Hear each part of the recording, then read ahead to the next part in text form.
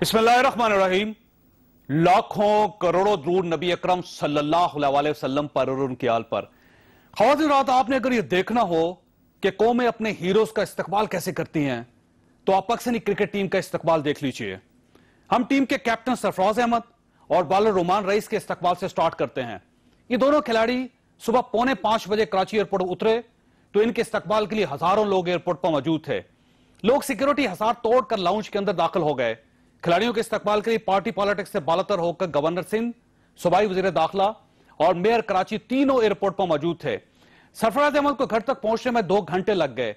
इनके घर के सामने भी हजारों लोग मौजूद थे। ये जब ट्रॉफी लेकर घर की बालकनी में खड़े हुए तो लोगों ने पाकिस्तान जिंदाबाद के नारों से धरती और आसमान बराबर कर दिया।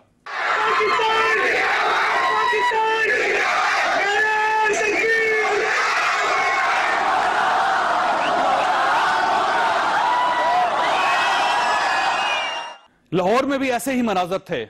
हसन अली, फहीम अशरफ, बाबर आजम और अहमद शहजाद रात के 2:30 बजे लाहौर एयरपोर्ट पर उतरे तो सूबाई वज़रा ने इनका इस्तकबाल किया। अवाम ने खिलाड़ियों की गाड़ियों को फूलों की पत्तियों से ढांप दिया। लोग यहां भी लाउंज में दाखिल हो गए। कौम का फखर जमान पेशावर के हवाई अड्डे पर उतरे। ये मैदान पहुंचे तो इनका भी फकीदुल मसाल इस्तकबाल हुआ। हमाद वसीम, जुनैद खान और शादाब खान का इस्लामाबाद एयरपोर्ट पर इस्तकबाल हुआ। मैं दुखी दिल से यह एतराफ करता हूं कि इस्लामाबाद और पेशावर के एयरपोर्ट पर हुकूमती नुमाइंदे मौजूद नहीं थे। वफाकी काबीना के वुज़रा को इस्लामाबाद एयरपोर्ट और सूबाई काबीना को पेशावर एयरपोर्ट पर फखर जमान का इस्तकबाल करना चाहिए था। इससे इन खिलाड़ियों की मजीद हौसला अफजाई होती।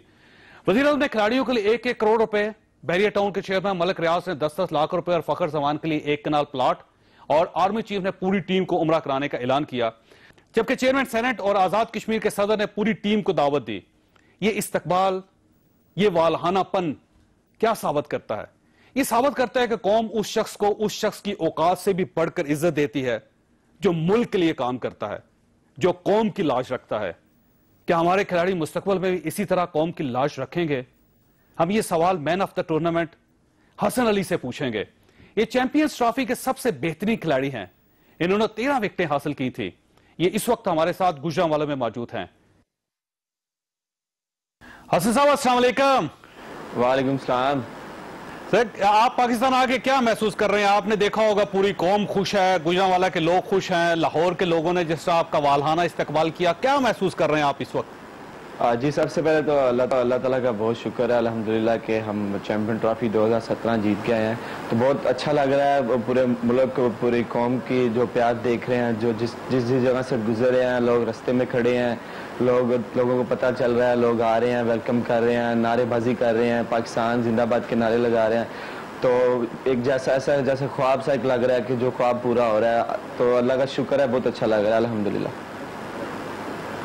हसन साहब, कभी आपने महसूस किया था कि कभी आप इतने पॉपुलर हो जाएंगे, आप मैन ऑफ द टूर्नामेंट भी कहलाएंगे, 13 विकेटें लेंगे, पूरी दुनिया में आपके इंटरव्यू चलेंगे, आपकी तस्वीरें आएंगी टेलीविजन पे, लोग आपके लिए तालियां बजाएंगे, आपके लिए फूल निछावर करेंगे आपके ऊपर? कभी आपने सोचा था? कभी आपने? जी देखिए, बिल्कुल जिस तरह हर क्रिकेटर की ख्वाहिश होती है कि वो एक अच्छा क्रिकेटर हो, उसका करियर अच्छा हो, तो मेरी भी ख्वाहिश थी कि मैं भी एक अच्छा क्रिकेटर बनूं। लेकिन मेरे कुछ गोल थे जिनको मैंने टारगेट किया हुआ था कि मैं इंशाल्लाह इन तक अचीव होऊंगा। तो अल्लाह का शुक्र है, उसमें काफ़ी हद तक सक्सेसफुल हो गया हूँ और इंशाल्लाह ऐसे ही परफॉर्मेंस देता रहूँगा। ये मौजज़ा हुआ कैसे? आप जरा तसव्वुर कीजिए कि पहला मैच था, आप इंडिया से हार गए थे, डीमोरल हो गई पूरी टीम, आपका मोरल बहुत डाउन हो गया उस वक्त, और पाकिस्तानी कौम भी कोई खास तवक्कुआत उसकी आपसे नहीं वाबस्ता थी कि आप लोग दोबारा एक्सेल कर सकेंगे और इस तरह आप ट्रॉफी लेकर आएंगे पाकिस्तान। तो ये मौजज़ा कैसे हुआ हसन साहब? देखिए जी, मौजज़ा तो नहीं है, ये पूरी टीम की एफर्ट है, पूरी पाकिस्तान की जो दुआएं हैं, पाकिस्तान के लोग जो हैं, जितने भी मुसलमान हैं, जितने भी पाकिस्तान के बाहर के मुल्कों में जितने भी हैं, उन सब की दुआओं की वजह से जो हम जीते हैं। आप इसको चाहे मौजज़ा कह लें, चाहे कुछ और कह लें, लेकिन जो पूरी टीम की एफर्ट है और लोगों की दुआएं हैं, ऊपर से बरकत महीना है, तो बस अल्लाह का करम है जी। अच्छा, ये फरमाइए, केमिस्ट्री क्या थी पूरी टीम की? आप लोगों ने पहला मैच हारने के बाद क्या आपने फैसला कर लिया था कि अब आप जीतेंगे और ये ट्रॉफी लेकर पाकिस्तान वापस जाएंगे? क्या केमिस्ट्री क्या थी टीम की उस वक्त? जी बिल्कुल, जिस तरह हम पहला मैच काफ़ी बुरी तरह से हार गए थे 124 रन से, वो भी इंडिया से हार गए थे। लेकिन उसके बाद जितना क्रिटिसाइज़ किया गया, जितने कमेंट्स बुरे आए हमारे बारे में, हमारी टीम के बारे में, और जब हमने टूर्नामेंट स्टार्ट किया तो हम रैंकिंग में 8वें नंबर पे थे। कोई ये भी नहीं था कह रहा कि ये सेमीफाइनल तक पहुंचेंगे। लेकिन पहले मैच के हारने के बाद मीटिंग हुई कोच और कप्तान के साथ, तो ये एक ही बात हुई कि हमारे पास अब हारने का कोई चांस नहीं है, शेरों की तरह खेलना है। तो बस वही बात थी जो प्लेयर्स के दिलो दिमाग में बैठ गई, और उसी जज्बे को लेकर हम मैदान में उतरे, और अल्हम्दुलिल्लाह हर मैच में फतह जो है ना वो फतह नसीब हुई हमें। अच्छा, अगर हम पुराने मैचेस को देखें ना हसन साहब, पाकिस्तान क्रिकेट टीम का हाल वही है जो पाकिस्तानी कौम का है। हम लोगों में टीम स्पिरिट नहीं होती, हम अकेले बहुत कुछ कर जाते हैं, लेकिन अगर हमें टीम के साथ खेलना पड़े, 10, 12, 14, 15 लोग अगर मिलकर को काम करना चाहे तो शायद हम नहीं कर सकते। तो इस बार क्या हुआ कि प्रॉपर टीम जो एक दूसरे के साथ जेलिन हो गई, सब एक दूसरे को सपोर्ट कर रहे हैं, और किसी ने सिर्फ अकेला हीरो बनने की कोशिश नहीं की बल्कि पूरी टीम को हीरो बनाया। तो ऐसा क्या चीज था इसमें? देखिए जी, सबसे पहले तो आपकी नीयत होती है, सब प्लेयर्स की नीयत साफ है, बिल्कुल वो ईमानदारी से खेल रहे हैं। जितनी भी पूरी टीम थी अपने मुल्क के लिए खेल रहे हैं, अपनी कौम के लिए खेल रहे हैं। हमारा अल्लाह जानता है कि हम अपने मुल्क के लिए खेले हैं, अपनी कौम के लिए खेले हैं। तो बस अल्लाह का करम हुआ है कि सारे लड़के जो है जेल हैं, सीनियर जितने भी सीनियर्स हैं वो जूनियर को सपोर्ट करते हैं, और जितने भी जूनियर्स हैं वो सीनियर्स को उठा के रखते हैं, उनकी एनर्जी जो बढ़ाते हैं। तो ये अल्लाह का शुक्र है कि पूरी टीम जेल थी, और अल्हम्दुलिल्लाह रिजल्ट अच्छे आए। अच्छा हसन साहब, ये ज़हन में रखिएगा कि पाकिस्तान और इंडिया का जब भी मैच होता है तो प्रेशर बहुत होता है, पाकिस्तानी टीम पे बिलखसूस बहुत प्रेशर होता है कि हम ये महसूस करते हैं कि हमने बहुत कम मैचेस जीते हैं इंडिया के मुकाबले में। तो हर बार यही सोचते हैं कि कहीं ऐसा ना हो जाए कि हम इस बार भी जीत जाए, इस बार भी हार जाएं। तो इस बार प्रेशर नहीं था आप पे? देखें जी, अगर आप बात करें हिस्ट्री की तो हम जो है उनसे ज़्यादा मैच जीते हुए हैं। हम कोई तकरीबन 72 मैच जीते हुए हैं और 51 के करीब है। लेकिन जो हमारा जो हिस्ट्री जो बड़े इवेंट्स की बात कर रहे हैं सर, वर्ल्ड कप की बात कर रहा हूँ, जब भी बड़ा मैच होता है मैं वही इसी तरह होता है कि मैं वही बता रहा हूँ आपको कि हम जो आईसीसी का जो टूर्नामेंट, जो भी आईसीसी का टूर्नामेंट है उसमें अभी तक नहीं जीत सके।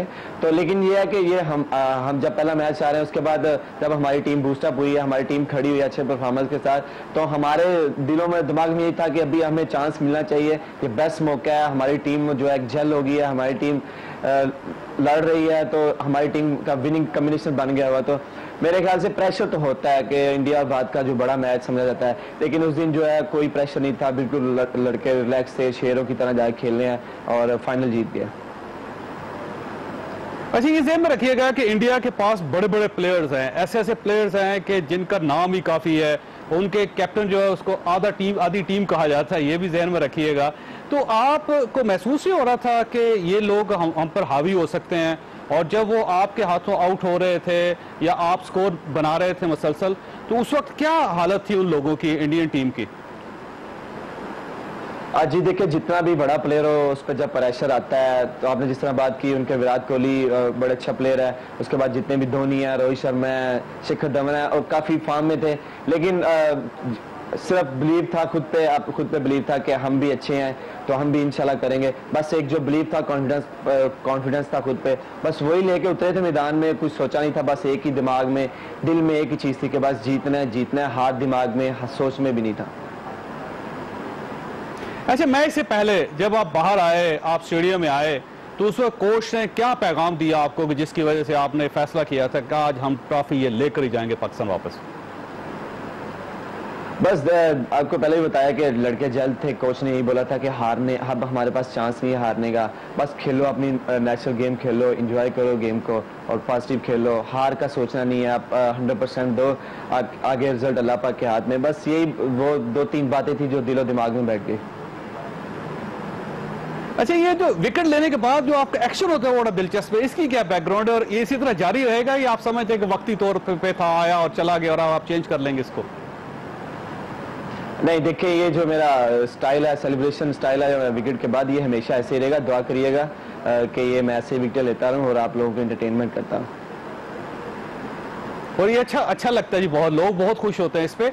अच्छा, ये फरमाइएगा कि आपका तो बैकग्राउंड क्रिकेट का नहीं है, आपकी फैमिली भी इस तरह नहीं है कि वो आपको क्रिकेट को सपोर्ट करती रही हो बचपन में, तो आप कैसे पहुंचे यहाँ तक हसन साहब? सर देखिए, मेरा ख्वाब था कि मैं खुद को यही कहता हूँ कि मैं क्रिकेट के लिए पैदा हुआ था और मेरा ख्वाब था, मैं बचपन से ही क्रिकेट खेलता हूँ। जब कोई क्लास पास भी करता था तो घर वालों को यही कहता था कि मुझे बैट चाहिए, बॉल चाहिए। तो बस एक पैशन था, जुनून था। मेरे बड़े भाई क्रिकेटर हैं, वो डोमेस्टिक प्लेयर हैं, तो वो भी खेलते थे अच्छी, लेकिन घर से सपोर्ट नहीं थी ज़्यादा। लेकिन फिर भी उनकी वजह से जितनी भी सपोर्ट मिली खेलता गया और इसको प्रोफेशन बना लिया, अपनी ज़िंदगी के साथ इसको जोड़ लिया क्रिकेट को। अच्छा, ये फरमाइए कि कहा जाता है कि पाकिस्तान की क्रिकेट टीम में और क्रिकेट बोर्ड में पर्ची बहुत चलती है। क्या आपने महसूस किया कि पर्ची वाले लोग आपसे आगे निकल गए? सर देखिए, जिस तरह की अभी टीम है, जिस तरह का मीडिया हो चुका है, मेरा नहीं ख्याल है कोई इस तरह की कोई बात होती है। क्योंकि आप कोई भी लड़का परफॉर्मेंस देता है वो पूरी दुनिया पे शो हो रही होती है। तो सिलेक्टर्स बैठे हुए हैं, वो अपना काम कर रहे हैं, बोर्ड अपना काम कर रहा है। मेरा नहीं ख्याल कि कोई ऐसी चीज़ मैंने देखी हो अपने ये 1 साल के करियर में भी, कोई ऐसा जिस तरह आप कह रहे हैं कोई पर्ची प्लेयर आया और वो खेल गया। और जो भी प्लेयर आ रहा है वो डोमेस्टिक में परफॉर्मेंस दे के आ रहा है और आगे भी आके डिलीवर कर रहा है इंटरनेशनल सतह पर। अच्छा, ये फरमाइए, कोई आपकी ख्वाहिश हो, हुकूमत आपके लिए कुछ कर सकती हो, ये सोसाइटी आपके लिए कुछ कर सकती हो, कौम कुछ कर सकती हो, मीडिया आपके लिए कुछ कर सकता हो, कोई ख्वाहिश आपकी इस वक्त? सर मेरी ख्वाहिश यही है कि मैं हुकूमत से दरख्वास्त है, मेरे पूरे पाकिस्तान से दरख्वास्त है, जहाँ जहाँ पे पाकिस्तानी है सबसे दरख्वास्त है कि हमारे लिए ऐसे ही दुआएं करते रहें और हम इंशाल्लाह कोशिश करेंगे कि आपको ऐसे ही ढेरों खुशियाँ देते रहें। ईद से पहले ईद का तोहफा दे दिया है, हमारे कप्तान ने बोल दिया है, हम लोगों ने बोल दिया है। तो बस आप लोगों से यही रिक्वेस्ट है कि हमारे लिए दुआ करते रहें और हम अपने मुल्क का नाम रोशन करते रहें पूरी दुनिया में। हसन अली साहब, आपका बहुत बहुत शुक्रिया। दुआ है, बल्कि पूरी कौम की दुआएं हैं कि अल्लाह ताला आपको इसी तरह कौम को खुशियां देना नसीब करे। ख्वाहिश यहाँ पे एक छोटी सी ब्रेक लेंगे और ब्रेक के बाद मेहमानों के साथ दोबारा हाजिर होते हैं।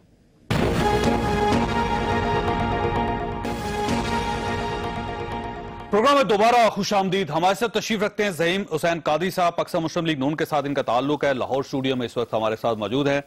इमरान इस्माइल साहब हमारे साथ तशरीफ रखते हैं, पाकिस्तान तहरीक इंसाफ के साथ ताल्लुक रखते हैं। और कराची में मैं ज्वाइन किया डॉक्टर क़य्यूम सोमरो साहब ने, पाकिस्तान पीपल्स पार्टी के साथ इनका ताल्लुक है। ज़हीम कादरी साहब, ये फरमाइएगा सर, आज आपकी एक और पिटीशन मुस्तरद कर दी गई। सुप्रीम कोर्ट ऑफ पाकिस्तान ने कहा कि तस्वीर लीक होना कोई इतना बड़ा कमाल नहीं है, मुजरिम को सजा मिल चुकी है, वो अपने डिपार्टमेंट में वापस जा चुका है। खुर्शीद शाह साहब ने आपको मशवरा दिया है कि अगर वज़ीर साहब में थोड़ी सी भी समझ आए तो अब वो इस्तीफा दे दें। तो सर, ये पिटीशन मुस्तरद होने के बाद और इतने प्रेशर के बाद आप मुस्ताफी क्यों नहीं हो जाते, क्यों नहीं घर चले जाते सर आप? देखें शाह साहब, ये तो खैर मज़ाक़ा खेज़ मुतालबा है शाह साहब का। मैं ये समझता हूँ कि जब भी पाकिस्तान किसी बड़ी अचीवमेंट की तरफ जा रहा होता है तो पॉलिटिकल इंस्टेबिलिटी की तरफ तमाम तर वो क़ुव्वतें जो कुछ ढकी छुपी और कुछ सामने कोशिशें करती हैं कि डिस्टेबलाइज हो मामलात और चीज़ें आगे ना जा सकें। आपको याद है जब पाकिस्तान ने एटमी धमाके किए और पाकिस्तान एक एटमी कुव्वत बना तो चंद माह बाद ही मेरे ख्याल में मियां नवाज शरीफ को इक़्तिदार से हाथ धोना पड़ गया। वो हमारे लिए प्रॉब्लम नहीं है। आज भी तारीख का सबसे बड़ा इकोनॉमिक इमरजेंस जो है वो इस मुल्क में। ये कौन सी फोर्सेज हैं ज़हीम कादरी साहब? वो हर ज़हीम कादरी साहब, आपकी पूरी पार्टी ये कहती है कि हमें निकाल दिया जाता है, हमें निकाला जा रहा है, लेकिन उन फोर्सेज का नाम कोई नहीं लेता। आप कम से कम, आप तो जरूरतमंद है, आप उन फोर्सेज का नाम लें, कौम को बताएं तो सही कि कौन नहीं चाहता कि आप इक़्तिदार में रहें। के तमाम तर वो दुश्मन जो पाकिस्तान की तामीर और तरक्की से खाइफ हैं और चांद ना आकबत अंगेज पाकिस्तानी दोस्त जो यकीनन बड़े पेट्रियट हैं, ये ना जानते हुए कि इसके रेप्रिकेशंस क्या होंगे, और वो ये जरूर देख रहे हैं कि अगर जिस तरह आज हवेली बहादुर शाह चला माशाल्लाह 750 मेगावाट, और वो भी 2.5 महीने पहले, और इंशाल्लाह जुलाई में फिर 1300 मेगावाट 4 बिजली के प्लांट के 1 बेल्ट 1 रोड इकोनॉमिक इमरजेंसी। तो आप हमेशा ही सर दावे करते रहते हैं। सर, मेरा सवाल बड़ा सिंपल है। आज आपकी petition supreme court of Pakistan ने मुस्तरद की है। देखिए, हम आप ये समझते हैं कि सुप्रीम कोर्ट ऑफ पाकिस्तान भी नहीं चाहती कि पाकिस्तान आगे चले और वो भी नहीं चाहते कि आप निकल जाएं और पाकिस्तान तरक्की करता रहे? ये तो वक्त बताएगा। मैं सिर्फ ये अर्ज कर रहा हूँ चौधरी साहब कि जो पिटीशन की सर, आज जो पिटीशन मुस्तरद हुई है जी वो पीटीआई ने नहीं की, वो ना ही पाकिस्तान पीपल्स पार्टी ने की है, वो सुप्रीम कोर्ट ऑफ पाकिस्तान ने की है। तो आप ये समझे सुप्रीम कोर्ट ऑफ पाकिस्तान वो भी आपकी दुश्मन है और वो नहीं चाहती कि पाकिस्तान तरक्की करे? देखिए, ये बड़ा सिंपल फॉर्मूला है। हमने पहले दिन ये बात की थी सुप्रीम कोर्ट को कि इस मामले के हल का तरीकाकार यकीनन एक कमीशन की फॉर्मेशन है। बहरहाल उन्होंने GIT बनाई, हम उस GIT में पेश हो रहे हैं हर दिन, लेकिन हम ये हक पहले दिन से महफूज रखते हैं कि जहाँ भी वो GIT उन लेजिस्लेटिव और कॉन्स्टिट्यूशनल पैरामीटर्स से जो ड्रॉ डाउन किए हैं खुद सुप्रीम कोर्ट ने, बाहर जाएगी तो हम इसकी इस्तदा सुप्रीम कोर्ट में करेंगे। अब सुप्रीम कोर्ट ने अगर हमारी पिटीशन डिसमिस कर दी है, उनका राइट है, फबिया हम तो अब इस पर कुछ नहीं कर सकते, हमने कबूल कर लिया इसको, हमने बिल्कुल कहा ठीक किया होगा। होती है सर, किसी जगह आपसे पूछा जाता है, जब भी आपसे सवाल किया जाता है, आप ये कहते हैं कि पाकिस्तान की तरक्की को खतरा लाहक हो गया, जमहूरियत जा रही है, इसलिए हमें निकालना चाहते हैं। सर ये साहब हमें निकालने नहीं आती सर, आप कौन क्यों मुखालिफ हैं लोग आपके? निकालने की क्यों सोमरी साहब की तरफ जाना? मेरा एक जुमला सुन ले सर, निकालने की बात नहीं है। सबसे बड़ा इकोनॉमिक इंडिकेटर जो है मैक्रो इकोनॉमिक इंडिकेटर, वो पॉलिटिकल स्टेबिलिटी हुआ करती है सर, प्लीज। ठीक से सोमर साहब ये फरमाइएगा सर, ये कल बिलावल साहब ने कह दिया कि गॉड फादर भी जाएगा, छोटा डॉन भी जाएगा। आज खुर्शीद शाह साहब ने कहा कि थोड़ी सी भी समझ है अगर वजीर साहब में तो वो मुस्ताफी हो जाए, और साथ आपके पुराने कोलीग्स और वो जिनके ऊपर आपके बड़े एहसानात हैं, वो ये समझते हैं कि आप भी उनमें शामिल है जो पाकिस्तान को तरक्की करता हुआ नहीं देख सकते, और आप भी इनको निकालना चाहते हैं। सर आप क्यों नहीं पाकिस्तान की तरक्की चाहते? बिस्मिल्लाहिर्रहमानिर्रहीम। पहले तो आज जो खुर्शीद शाह साहब ने बात की है वो जायज़ और माकूल बात है, क्योंकि अगर आप पीछे की तरफ थोड़ा मुड़ कर के देखें तो प्राइम मिनिस्टर नवाज शरीफ ने उस वक्त जब लीडर ऑफ अपोजिशन थे तो यही बात उन्होंने मुतालबा किया था यूसुफ रजा गिलानी साहब से कि गिलानी साहब अब आप इस्तीफा दो और जब आपको अदलिया और अदालतों से साफ होकर के आ जाओ उसके बाद आना। तो उस वक्त वो मुतालबा मजाखेज नहीं था जो आज अगर खुर्शीद शाह साहब के मुतालबे पे इस तरह का जवाब आ रहा है। अगर आज ये मजाखेज है तो उस वक्त ज्यादा मजाखेज, करप्शन की चार्जेस नहीं थे यूसुफ रजा गिलानी पे, इनके ऊपर तो करप्शन की चार्जेस, इनके ऊपर देखिए पाकिस्तान के अब मैं आ रहा हूँ, बिजली पैदा हो रही है पाकिस्तान में, इसके जवाब में रिजर्व्स बढ़ रहे हैं पाकिस्तान के, ये आपको नजर नहीं आ रहा? मैं आपको यही बता रहा हूँ, मैं यही आपको बता रहा हूँ। आपने अगर प्राइम मिनिस्टर नवाज शरीफ साहब की स्पीच जब वो GIT के बाद उन्होंने कौम के सामने, मीडिया के सामने जो बात की थी, उसमें उन्होंने वाज़ेह तौर पे और दो टोक अंदाज में ये मैसेज दिया था कि अदलिया और वो इदारे मेरे दुश्मन हैं और मेरी तरक्की की राह में रुकावट हैं, वो नहीं चाहते हैं कि पाकिस्तान तरक्की करे। अब अगर अदलिया और हमारे वो इदारे जो पाकिस्तान के इस्तेकाम की जमानत है, अगर वो शरीफ खानदान की करप्शन को बचाने में नाकाम रहते हैं तो वो पाकिस्तान की सालमियत उसका तस्वर समझा जाता है। ये कहाँ की जो है ये फलसफा है कि शरीफ खानदान की करप्शन का वास्ता बराह रास्त पाकिस्तान की सालमियत से है। कल भी ये नहीं थे, जब ये रातों रात माफी लेकर के जिद्दा चले गए थे तो क्या खुदा खासा पाकिस्तान की सालमियत को खतरा पड़ गया था? फिर जब ये वापस आए, एयरपोर्ट से वापस किए गए, तभी भी कोई पाकिस्तान की सालमियत को खतरा नहीं था, जब कोई एक बंदा इनके साथ खड़ा नहीं था।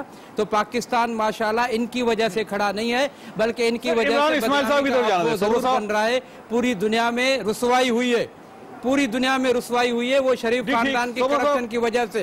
पाकिस्तान की इज्जत और वकार में इन्होंने इजाफा नहीं किया है, बल्कि उनकी जितनी भी इन्होंने, अब मैं वो लफ्ज नहीं इस्तेमाल कर रहा हूँ, शरीफ खानदान हुआ है इनकी करप्शन से इस हाल में पहुंचा है कि पूरे पाकिस्तान की बदनामी हो रही है, वो सिर्फ इनकी करप्शन से हो रही है, बाकी लोगों की करप्शन से नहीं हो रही।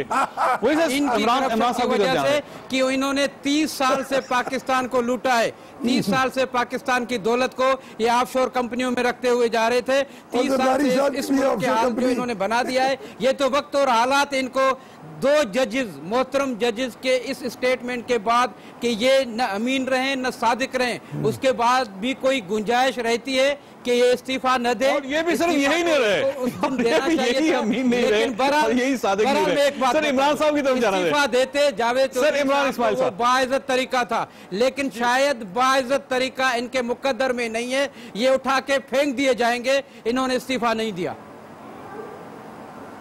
ठीक, इमरान साहब ये फरमाइएगा सर, ये आज फवाद साहब ने भी ये कहा, उनका भी ये कहना है कि ये जमहूरियत की बसात को लपेटना चाह रहे हैं, यानी पाकिस्तान मुस्लिम लीग नून वाले गवर्नमेंट जो है ये चाहती है कि जमहूरियत की बसात लपेट दी जाए, और जबकि पाकिस्तान मुस्लिम लीग नून आप ये समझती है कि आप तरक्की के दुश्मन है, आप पाकिस्तान के दुश्मन है, आप नहीं चाहते कि मुल्क तरक्की करे। तो सर ये फैसला कौन करेगा कि कौन पाकिस्तानी है, कौन पाकिस्तान को तरक्की याफ्ता देखना चाहता है, कौन पाकिस्तान की तरक्की का पहिया रोकना चाहता है? शुक्रिया जाहिर भाई। बात यह है कि पहले तो पाकिस्तान की तरक्की की अगर बात करें तो अगर आप पाकिस्तान की तरक्की में फर्ज कर लें मुस्लिम लीग नून के जितने क्लेम हैं फर्ज कर लें कि बिल्कुल ठीक हैं। अव्वल तो ये गलत क्लेम्स हैं क्योंकि पाकिस्तान को जितना डेट्स में इन्होंने डाला है पिछली किसी हुकूमत ने नहीं डाला, वो एक अलग बहस हो जाएगी। लेकिन अगर हम एक मिनट के लिए फर्ज भी कर लें कि जो ये क्लेम कर रहे हैं वो सारे ठीक हैं, इकोनॉमिक इंडिकेटर्स भी ठीक हैं, बहुत अच्छी जा रहा है पाकिस्तान, इसका मतलब लाइसेंस नहीं है चोरी करने का। आप एक तरफ चोरी कर रहे हैं, जब आप चोरी का आपसे सवाल करें कि जी ये माल यहाँ से आपने चोरी किया पाकिस्तान का और यहाँ से आप बाहर ले गए, तो आप कहते हैं जी हम आप इकोनॉमिक इंडिकेटर्स देखें, आप देखें हम तरक्की कितनी कर रहे हैं मुल्क में। अब फिर पूछते हैं भाईजान ये पैसा मनी ट्रेल को है, आप जमहूरियत डिवेल कर रहे हैं, आप मुल्क की तरक्की देखें, ये तरीका नहीं होता। आपको जवाब देना पड़ेगा अदालत के अंदर उस चोरी का इल्जाम का जो आपके ऊपर लगा है। आप सिर्फ इमरान खान को गाली देके नहीं बच सकते। पनामा पेपर्स इमरान खान ने घर में नहीं बनाए, पनामा पेपर्स दुनिया में इंटरनेशनली लीक पेपर्स हैं।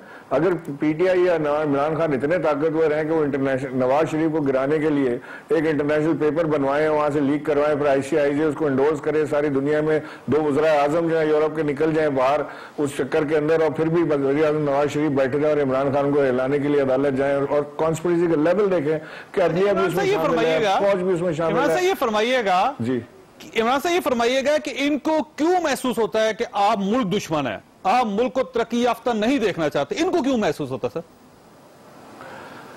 ये समझते ये है कि ये मुल्क के खैरख्वाह है और बाकी जो शरीफ क्लैन से ताल्लुक नहीं रखता, जो गॉडफादर कबीले से ताल्लुक नहीं रखता या सिसिलियन माफिया का मेंबर नहीं है, वो जो है पाकिस्तान का खैरख्वाह नहीं है। अलावा PMLN के कोई पाकिस्तान का खैरख्वाह नहीं है। जो ये बिलीव रखता है कि मियां नवाज शरीफ का हक है उनका जवाब दीजिए कि वो पाकिस्तान का पैसा कमीशन के तौर पर बाहर ले जाए, वो ठीक है।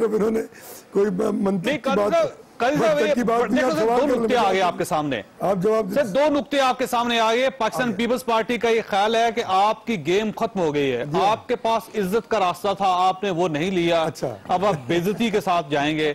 और दूसरा ये है कि PTI का ये कहना है कि आपसे जो भी सवाल किया जाए आप ये कहते हैं कि मुल्क तरक्की कर रहा है। सर आप अपना मनी ट्रेल दें, आप IB का हिसाब दें, आप SECP के अंदर जो टेम्परिंग हुई उसका हिसाब दें, उसका हिसाब देने के बजाय आप ये कहते हैं जी इकोनॉमिक इंडिकेटर्स देखिए। सर ये जवाब तो आपको देना पड़ेगा, लेकिन एक छोटी सी ब्रेक लूंगा, छोटे से ब्रेक के बाद आप आते हैं।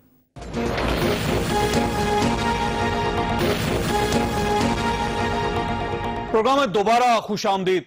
कादी साहब ये फरमाइएगा, सर ये आप मुल्की सलामती को अपने हिसाब के साथ कैसे जोड़ लेते हैं? आप क्यों ये समझते हैं कि आपका एहतसाब होगा तो साथ ही मुल्क तरक्की नहीं कर सकेगा, मुल्क को बड़ा नुकसान होगा? ये आपको किसने बता दिया सर? जैसे एक तो मैंने बिल्कुल ये नहीं कहा, मैं नहीं कहना चाहता और मैं नहीं कह सकता कि ये खुदा न खास्ता मुल्क दुश्मन है सियासी जमातें।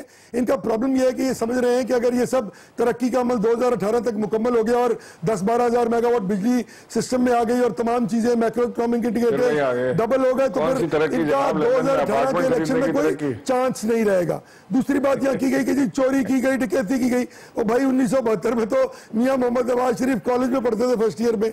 दूसरी बात, ना तो कहीं पब्लिक मनी अब्यूज हुई, ना ही कहीं कौमी खजाने को लूटे जाने का इस्तेमाल हुआ। सर वो 1972 में जब ये मिल लगी थी, मैं इसलिए कहता हूँ सर वो मिल लगी थी, मियां शरीफ साहब के साथ उनके दोनों साहबजादे वहां गए थे गल्फ में, सर वो दुबई में गए थे, पीछे खड़े थे उस वक्त, जो तस्वीर पेश की आपने। मेरा सवाल का जवाब देते हैं साहब, उस वक्त मियां नवाज शरीफ के पास ऐसे कौन से अवामिल मौजूद थे कि वो इस मुल्क से पैसा लूट कर, कोई करप्शन करके या पब्लिक मनी का कोई फ्रॉड करके वो पैसा ले गए हो? ये बताते चले टू स्टार्ट ऑफ विद। तो क्लियर है ना सर, फिर ये तो आप JIT में साबित करें ना सर। ये जो आपके 8 वज़ीर JIT के बाहर खड़े होकर केस लड़ते हैं, वो अंदर लड़े ना सर, आप उधर लड़ रहे सर, हर चीज का जवाब देंगे और जहां समझेंगे कि वो अपनी कानूनी और आईनी पैराए से बाहर गए, हम सुप्रीम कोर्ट जाएंगे और जाके बताएंगे कि ये इन्होंने गलत किया है। इन्होंने कह दिया कि रिकॉर्डिंग ठीक है, जायज है, कल को वो कह देंगे, अगर वो कल को ये कह देंगे, तस्वीर लीक का इशू था ना, आप गए ना सुप्रीम कोर्ट, जी तो उन्होंने कहा आपका मौक़िफ़ गलत है और साथ अटॉर्नी जनरल की उनकी भी बड़ी झाड़ होगी सर। बिल्कुल ठीक बात है, हम हाजिर हैं, हमने तो कन्फ्रंट ही नहीं किया उसको सुप्रीम कोर्ट के पास जाके। जब अभी हम रिजर्वेशन क्यों दे रहे हैं? ताकि जब हम उस वक्त जाके ये रिजर्वेशन दें तो कहीं ये ना ये कह दें कि वो क्या हो रहा है। और चौधरी साहब मुझे भी तो बता देना कि JIT के वो लिफाफे जो सर्वमोहर सुप्रीम कोर्ट जाते हैं, वो 8 बजे इनके तर्जुमान बैठे TV पे साइंड कॉपियां किस तरह लहरा रहे होते हैं, बारह हुआ ये। और इनको किस तरह इल्म हो गया कि तारिक शफी को बुला के वहां पे बताया गया कि क्या कहना है, और अगर है भी तो क्यों ना किया जाए ये काम? जब हम उसमें आंसरेबल है JIT को, तो हम क्यों ना उसको पूरे फैक्ट्स बताएं? ये हमारा राइट है। तो ये शिकायत ही इस पे भी आएगा फैसला। इमरान साहब ये फरमाइएगा सर, सुप्रीम कोर्ट का इसमें भी फैसला आएगा। इमरान साहब ये फरमाइएगा कि अगर फर्ज कर लें सर, फर्ज कर लें कि IB इनको सपोर्ट कर रही है, तो सर आपको कौन सपोर्ट कर रहा है? जो आपके पास लफाफे आ जाते हैं, उसके अंदर से डॉक्यूमेंट्स निकल आते हैं और आप उसके बाद मीडिया के सामने पेश करना शुरू कर देते हैं। सर अगर JIT की मजम्मत करना खराब है, तो JIT की हमायत करना भी, पब्लिकली हमायत करना, वो कैसे जस्टिफाई करेंगे सर आप? देखिए ना मैं JIT की हिमायत कर रहा हूँ, ना JIT की मजम्मत कर रहा हूँ। मैं तो सिर्फ ये कह रहा हूँ कि ये JIT को मलाइन कर रहे हैं, JIT को धमकाते हैं, ये तड़ियां चढ़ाते हैं, ये डॉन कार्लियोन स्टाइल की बातें हैं। खुद करने देना तर्जुमानी। नहीं कोई क्या तर्जुमानी की मैंने मुझे बताया? मैं तो ये कह रहा हूँ कि एक जगह एहतसाब हो रहा है। हौसला सर ज़हीम साहब, हौसला। आप तो बिल्कुल उस बच्चे की तरह एक्ट करें जिसका टिफिन छिन जाता है स्कूल में। वो क्या कहते हैं, नो इश्यूज ले लो टिश्यूज। यार रोना नहीं है, रोना नहीं है भाई, रोना तो आपके बिल्कुल नहीं रोना। निकली पड़ी है आपकी बात असल करें ना, ये मतलब ना हमारे इमरान साहब आप ये चाहते हैं गुफ्तगू ना करें कि आप इनको हिट भी करें और रोए भी ना, वो क्या करें? हाँ नहीं रोना नहीं। देखिए वो जो कौन से लिफाफे हमारे पास आ गए, क्या चीज हमने कर दी। हमने जो मीडिया आजकल इतना तेज हुआ है, सोशल मीडिया की मैं बात कर रहा हूँ कि हर चीज सोशल मीडिया पे बाहर आ जाती है, और सोशल मीडिया से हम अगर कोई चीज उठाते हैं, देखते हैं, तो उसके अलावा तो हमारे पास कोई इमरान साहब मसला ये है, मैं आपको सर JIT मैं बता रहा हूँ, एक ऐसा कंपाउंड जिसके सामने एजेंसीज लगी हुई हैं, जहां परिंदा पर नहीं मार सकता, वहां की इंफॉर्मेशन सोशल मीडिया पे कैसे आ जाती है? JIT उसको कंट्रोल नहीं कर पा रही, तो बाकी चीजों को सर कैसे कंट्रोल? सर एक तस्वीरें आई है ना, मुझे एक चीज बताएं जावेद साहब, एक तस्वीरें आई है ना, उस तस्वीर में क्या है? बबलू जो है कुर्सी पे बैठे हुए, कोई बेइज्जती की तस्वीर तो नहीं है। बेइज्जती जो है, सुने ना, बेइज्जती जो है वो बेइज्जती तो JIT में जाने से पहले सोचनी चाहिए। जब आप चोरी के मुकम्मल होते हैं उस वक्त बताएं बेइज्जती कैसे होती है। मेरे लिए तो JIT में क्रिमिनल्स जाते हैं, उसमें अजमल पहाड़ी जाता है, उसमें उजैर बलोच जाता है, उसमें ये हुसैन नवाज जाते हैं, तो मेरे लिए तो बराबर है सब। नहीं, उसमें वो भी जाता है जिसको अपनी इज्जत तकरीम का अहाता करना है, और वो चाहता है कि झूठे इल्जामात खत्म हो। यार एक मिनट ज़हीम भाई, एक मिनट ना, अपनी बारी पे अजमल पहाड़ी नहीं जाता सिर्फ का। आप और वो जो मफरूर होता है वो कौन है? मुझे बताएं कैसे उसकी आप है ना मफरूर, आप मफरूर है ना सर, आपको पता है।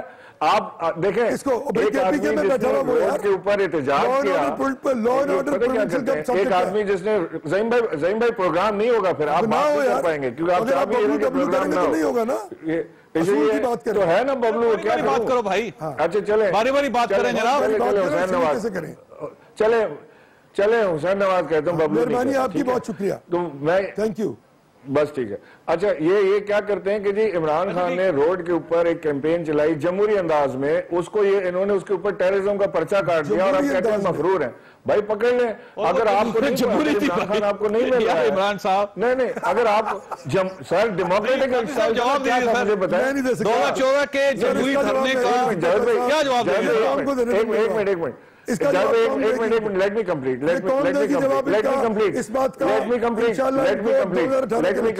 नहीं मुझे पूरा करने देना, मुझे पूरा करने दें। उन्होंने एक कैंपेन चलाई उसके खिलाफ, धांधली हुई, उसके खिलाफ कैंपेन चलाई। हम लोगों को रोड पे लाए, हम करप्शन के खिलाफ लोगों को रोड पे लाए। जब रोड पे लाए लोगों को, इन्होंने टेररिज्म का इन्होंने पर्चा काट दिया उसके ऊपर, और उसको कंपेयर करते हैं उस शख्स से जिसका पूरा का पूरा खानदान 3 नस्लें के ऊपर इल्जाम है चोरी का। ये पाकिस्तान का पहला खानदान है वाहिद जिसके पूरे के पूरे एक अच्छे कच्चे बच्चे के ऊपर इल्जाम है। कोई ऐसा दूसरा खानदान नहीं आप मुझे दिखा सकते। उसको कंपेयर करते हैं कि जी इमरान खान को पकड़ लो। अच्छा इमरान खान को पकड़ना है ना, एब्सकॉन्डर है ना, एब्सकॉन्डर है ना। मैं आपको लेके चलता हूँ, मैं आपको लेके और बड़ी स्टोरीज है ये, आप ध्यान में रखिएगा। हिसाब बहरहाल सबका होना चाहिए। मैं इससे आपसे इत्तेफाक करता हूँ, प्राइम मिनिस्टर हो या आम आदमी हो या इमरान खान साहब, हिसाब सबका होना चाहिए। मुझे यहाँ पे ब्रेक के बाद दोबारा हाजिर होते हैं।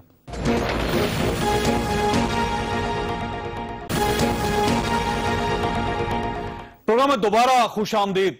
क्यों सुमरा साहब ये फरमाइएगा सर, ये पाकिस्तान पीपल्स पार्टी तो बड़ी जमात होती थी, आप लॉन्ग मार्च करते थे, आप हुकूमतों को तोड़ देते थे, गिरा देते थे, भगा देते थे, लेकिन अब ये पिछले 4 साल से सिर्फ इस्तीफा मांग रहे हैं।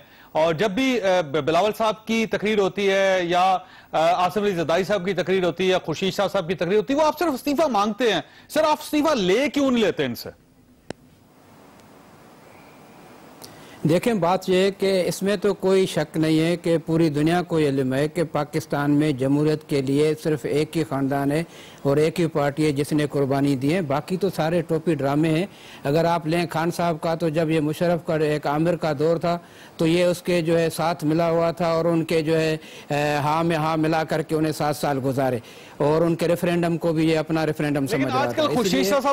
मियां नवाज शरीफ ने भी जब सुने ना सर, सुने, मियां नवाज शरीफ साहब ने भी पूरी जिंदगी इनकी पार्टी ने या इनके खानदान ने जमहूरियत के लिए कौन सी कुर्बानी दी? ये तो 14 महीने सिर्फ जेल में रहे और रातों रात माफीनामे लिख करके रात के अंधेरे में मुल्क छोड़ करके फरार हो गए। इनकी जमहूरियत के लिए और पाकिस्तान के लिए आपके मांगने से इस्तीफा दे देंगे अगर कुर्बानी है? नहीं, सुने आपके मांगने से ना, आप मुझे आपने टाइम कम दिया है। हाँ, एक तो मुझे आप सुनते नहीं है, मेरा टाइम आपने वैसे मुझे कम दिया, मुझे आपसे ये भी गिला है। अब मेरी बात पूरी सुने, मेरे सारे आपके सवालात का जवाब आ जाएगा। तो सबसे बड़ी बात यह है कि पूरी दुनिया को पता है कि पाकिस्तान पीपल्स पार्टी ने इस मुल्क के लिए, उसके खानदान ने, भुट्टो खानदान ने और उसके वर्करों ने जेल, हवालात, हर कुर्बानी, हत्ता कि अपनी जानों का कुर्बानी पाकिस्तान पीपल्स पार्टी ने दी है। इन दोनों पार्टियों में से किसी एक पार्टी का भी कोई बता दे कि उसके बकरी के बच्चे की भी किसी ने कुर्बानी दी हो। ये सिर्फ ड्रामे करके इक़्तिदार पे टोला है सर, किसी भी तरीके से आके। लेकिन जहां तक आपने पीपल्स पार्टी की बात की, बिलावल भुट्टो साहब की बात की, आप यकीन करें ये वक्त आने वाला है और आप आने वाले दिनों में आप खुद इसके आई विटनेस होंगे जब लोगों के सामने ये हकीकत, ये राज खुल गया है कि इन्होंने चोर दरवाजे से इक्तिदार पे काबिज ये वो तबके हैं जिन्होंने जमहूरी अंदाज में जमहूरी गवर्नमेंट को चलने नहीं दिया, IGI बनाई, पैसे लिए, हर जगह से पैसे ले लेकर के उन्होंने जमहूरियत के रास्ते बंद किए,